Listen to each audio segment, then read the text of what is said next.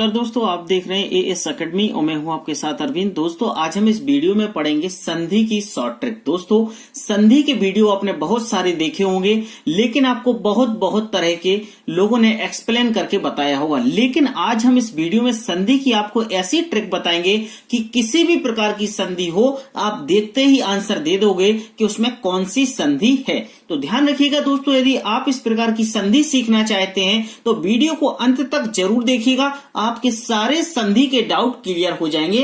दोस्तों उसके पहले बता दूं कि आपने मेरा अलंकार का जो अपलोड वीडियो किया था उसको बहुत पसंद किया, उसके बाद मैंने समास का वीडियो अपलोड किया, वो भी आप सभी को बहुत पसंद आया, इसलिए आप सभी का बहुत दिल से शुक्रिया। और दोस्तों मुझे उम्मीद नहीं, पूरा विश्वास है कि संधि का वीडियो भी आप सभी को बहुत पसंद आएगा। तो चलिए हम स्टार्ट करते हैं। सबसे पहले संधि की परिभाषा।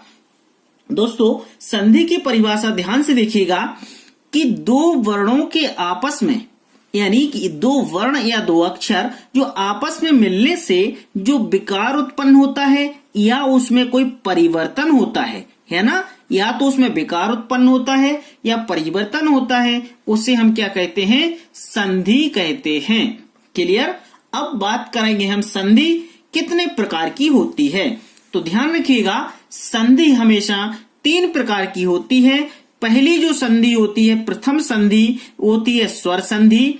द्वितीय संधि यानी जिसको हम सेकंड संधि बोलते हैं वो है हमारी व्यंजन संधि। और थर्ड नंबर की जो संधि होती है, तृतीय संधि, वो होती है हमारी विसर्ग संधि। क्लियर? ये 3 चीजें आप सभी को पता होगा। अब बात करेंगे हम स्वर संधि की और स्वर संधि के भेद की।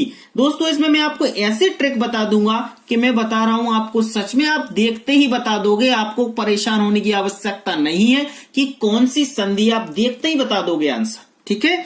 जो स्वर संधि के 5 भेद हैं, ध्यान रखिएगा, ये बहुत ही मोस्ट आईएमपी है, वेरी मोस्ट आईएमपी है ना, क्योंकि यहीं से क्वेश्चन बनता है अधिकतर। स्वर संधि से ही क्वेश्चन बनता है। यदि आपको पूरी स्वर संधि समझ में आ गई, स्वर संधि के 5 भेद, जैसे पहला दीर्घ स्वर संधि, दूसरा आपका वृद्धि स्वर संधि, तीसरा आपका गुण स्वर संधि, फोर्थ आपका यण संधि और नेक्स्ट है आपका लास्ट अयादि संधि। यदि ये आपको 5 संधि समझ में आ गई तो आप समझो कि आपको सारी संधि समझ में आ गई और आपका कोई भी क्वेश्चन गलत नहीं हो सकता है। ठीक है? चलिए अब हम देखेंगे स्वर संधि। स्वर संधि किसे कहते हैं, स्वर संधि कैसे होती है और इनकी ट्रिक क्या होती है, वो भी हम डिस्कस कर लेते हैं। चले देखिएगा, पहले हम स्वर संधि की थोड़ी सी परिभाषा समझ लेते हैं। स्वर संधि की यदि हम परिभाषा की बात करें तो लिखा है कि दो स्वरों के आपस में, कोई भी 2 स्वर होते हैं, जैसे आ एक स्वर है और बड़ा आ ये स्वर है, आ अनार का आ आम का दोनों स्वर है। तो कहते हैं 2 स्वरों के आपस में, कोई भी 2 स्वर हैं, उन स्वरों के आपस में मिलने से जो विकार उत्पन्न होता है या जो परिवर्तन होता है, या तो उनमें कोई विकार उत्पन्न होता है या परिवर्तन होता है, उसे हम स्वर संधि कहते हैं। इतनी बात को आपको ध्यान रखना है, बिल्कुल शॉर्ट एंड स्वीट। यानी कि 2 स्वरों के आपस में मिलने से जो विकार उत्पन्न होता है या जो परिवर्तन होता है उसे हम क्या कहते हैं? स्वर संधि कहते हैं। इस बात का ध्यान रखना है। ठीक है? उदाहरण देखिएगा, आप देखिए, जैसे लिखा है हिमालय। हिमालय को यदि आप संधि विग्रह करोगे, संधि विच्छेद करोगे, तो आपको क्या मिलेगा? हिम धन आलय। देखो हिम, माँ में हिम, माँ में आपका क्या छुपा है? आ, और आ तो है ही आपका आ धन बड़ा आ, तो ये दोनों सुर मिल जाते हैं तो इधर पे क्या बना देते? हिमालय, है ना। जिसे माँ क्या उन्होंने परिवर्तन कर दिया, तो हिम धन आलय यानी हिमालय, या हिमालय को विच्छेद करोगे तो हिम धन आलय हिमालय। ठीक है? देखिए आ धन आ। अब आपको मैं ट्रिक बताऊंगा थोड़ा सा आगे, इसका उदाहरण और समझ लो।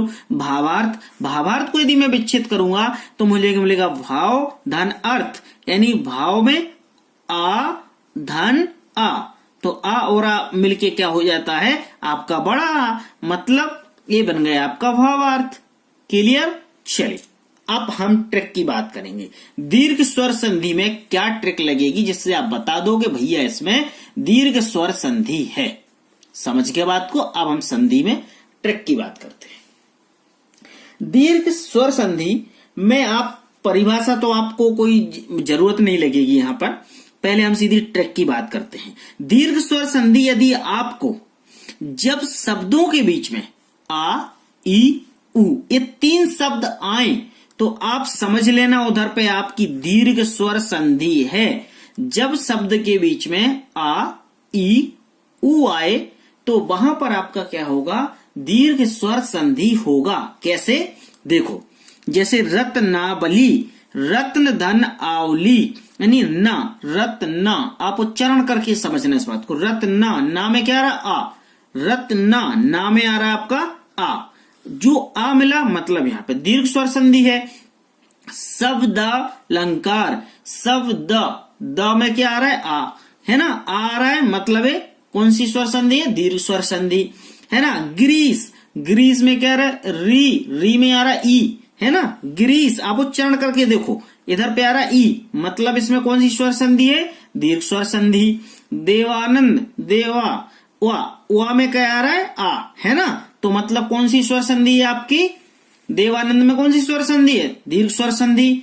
फिर आपका आ गया भानुदया, भानु, नू में कौन सा आ रहा है उ, मतलब जहां पर आपका आ, ई और उ ये 3 शब्द आए वहां पर आपकी दीर्घ स्वर संधि होगी। देखो भानुदया, उ आया।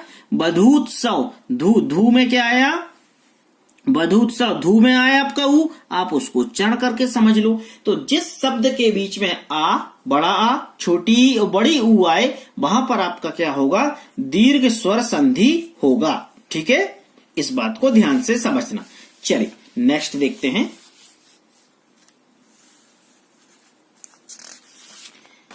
नेक्स्ट है आपका वृद्धि स्वर संधि।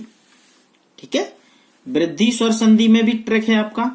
वृद्धि स्वर संधि में जब शब्द के बीच में अय और औ आए की मात्रा हो वहां पर क्या होता है आपका वृद्धि स्वर संधि होगा।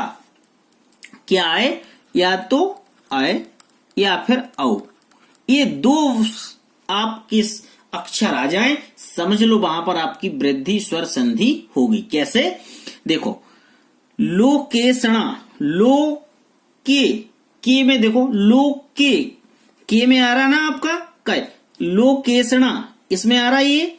फिर परमोज, परमोज, मो में क्या आ रहा है ओज, ओज आ रहा है परमोज में, तो देखो मो की जगह वो। सदैव, सदैव, दे, देव में क्या आ रहा है एव आ रहा है ना, ये आ रहा है, ये देखो मैंने लिखा है। फिर क्या आ रहा है महोषधि, हो में क्या आ रहा है ओ आ रहा है, ओ आ रहा है मतलब महोषधि। जलोस, जलोस, लो में क्या आ रहा है ओ आ रहा है मतलब वृद्धि स्वर संधि। जहां पर आपका कोई भी शब्द के बीच में अय और औ आ जाता है वहां पर आपका क्या होता है, वृद्धि संधि होता है, वृद्धि स्वर संधि, भूलना मत कभी भी नहीं। चलिए नेक्स्ट देखेंगे गुण संधि यानी गुण स्वर संधि। गुण स्वर संधि की भी ट्रिक है। आपके कोई भी शब्द के बीच में अय, ओ और आपके अंतिम वर्ण में ये महर्षि वाली रा की मात्रा आ जाए वहां पर आपका गुण स्वर संधि होता है। इतना ध्यान रखना। मैंने आपको देखो उदाहरण इसीलिए 4-4, 5-5, 6-6 बनाए हुए कि आपको कंफ्यूजन ना हो किसी भी प्रकार का। तो आपको देखना है अपने शब्द के बीच में आए मतलब या तो ए वाला आए या फिर औ या फिर आपका ये वाली ऋषि वाली रे आए। ठीक है, जैसे गजेंद्र, जेंद्र, आप उच्चारण करके देखा करो 1-1, 2-2 बार। गजेंद्र, जे में क्या आ रहा है ए आ रहा है ना। गजेंद्र, गजेंद्र में ए है ना, तो क्या हो जाएगा गजेंद्र, मतलब आपकी गुण स्वर संधि है। कमलेश, लेस में ए आ रहा है, ले में ए आ रहा है मतलब ए, मतलब ये देखो ले में ए मतलब कमलेश में गुण स्वर संधि। वीरोचित, वीरोचित, वीर धन उचित, वीरो, रो में ओ आ रहा है, वीरो, रो में ओ मतलब गुण स्वर संधि। बालोचित, बालो, लो में क्या आ रहा है ओ आ रहा है मतलब आपका गुण स्वर संधि। आनंदोत्कर्ष, आनंद धन उत्कर्ष, देखो लास्ट में रेप आ गई राखी, मैंने बोला था जिसके लास्ट में रेप आए वो आपका गुण स्वर संधि। आत्मोत्सर्ग, आत्मधन उत्सर्ग। देखो इधर पे आपका रेप आया है लास्ट में, तो जिसमें आपको ऐ मिले, ओ मिले और ये रा की रेप मिले, उधर पे आपका गुण स्वर संधि होगा। इस बात को क्लियर ध्यान में रख लेना। चलिए नेक्स्ट देखेंगे, गुण स्वर संधि के बाद देखेंगे अब हम यण, है ना। आपको सारी चीजें क्लियर हो गई, कोई दिक्कत नहीं। जब शब्द के बीच में या एवं वा से पहले कोई भी आधा वर्ण आता है या फिर बीच में त्रा आता है, वहां पर आपका यण संधि होगा, है ना। देखो जैसे व्यंजन या के आगे क्या है, आधा वा। मैंने क्या बोला, या और वा के आगे कोई भी आधा वर्ण है, जरूरी नहीं है, कुछ भी आ सकता है, ता का गा खा गा घा, कुछ भी वो आधा वर्ण हो वहां पर व्यंजन संधि होगा, लेकिन वो या के पहले होना चाहिए या फिर वा के पहले होना चाहिए या फिर उसके बीच में त्रा होना चाहिए। या तो या के आगे कोई भी आधा वर्ण क्या होगा, आधा वर्ण होना चाहिए, या वा के, या फिर बीच में त्रा होना चाहिए, ठीक है। वहां पर आपका यण संधि होगा। देखो व्याकरण, या के पहले आया आधा, मतलब इसमें भी आपका कौन सा संधि है, यण स्वर संधि। व्युत्पत्ति, देखो या के पहले आया आधा, मतलब व्युत्पत्ति में यण स्वर संधि। पितृनुमति, मतलब इधर पे देखो बीच में त्रा आ गया, मतलब इसमें कौन सी है, यण स्वर संधि। इसके बाद मातृच्छा, मतलब इधर पे देखो बीच में त्रा आ गया, मतलब मात्र धन इच्छा, त्राया, ठीक है, इधर पे भी त्राया। व्याघात, बी धन आघात, देखो या के आगे वा आया, मतलब आपका इधर पे भी क्या हो जाएगा, यण स्वर संधि। क्लियर। चलिए आप बस एक वर्ड याद रख लेना और आपका सारा काम हो गया संधि का। अब बात आती अयादि की। अयादि में यदि या, वा और या वी शब्द आए, या तीन शब्द आए, तो वहां पर आपका हो जाएगा अयादि संधि। इस बात का ध्यान रखना। जैसे गायन, इसके बीच में या आया, गायन मतलब यहां पे क्या है, अयादि संधि। पवन, वो आया बीच में, मतलब बिल्कुल आपकी अयादि स्वर संधि है। विनायक, बीच में आगे भी आया, है ना, और या भी आया, दोनों वर्ड को आप मान सकते हो। विनायक मतलब आपका अयादि स्वर संधि। फिर आपका क्या है, चयन, देखो या आया बीच में, मतलब आपका कौन सी है, अयादि स्वर संधि। फिर आगे क्या है, गायक, देखो बीच में आया या, मतलब इसमें क्या है, आपकी अयादि स्वर संधि। तो आपको ध्यान रखना है ये छोटे छोटे से शब्द, यदि आपको इन शब्दों के बीच में वर्ण पता चल गए कि कौन सा वर्ण आता है, तो आप आसानी से समझ सकते हो संस्कृत और संधि। और संधि समझाना बहुत ही आसान था, मैंने समझा दिया। आप मुझे कोशिश है, मुझे पूरी उम्मीद है और पूरा विश्वास है कि आपको ये वीडियो पसंद आएगा और आप इस वीडियो को अधिक से अधिक शेयर करोगे। तो प्लीज वीडियो को लाइक कीजिएगा, शेयर कीजिएगा। यदि आपने मेरे अलंकार और समास का वीडियो नहीं देखा है तो इस वीडियो के डिस्क्रिप्शन में जाइएगा, वहां पर उसकी लिंक मिल जाएगी, वहां पर आप देख सकते हैं। तो चलिए दोस्तों, मिलता हूं नेक्स्ट वीडियो में नेक्स्ट टॉपिक के साथ। जब तक के लिए नमस्कार, अपना बहुत ख्याल रखिएगा। God bless you.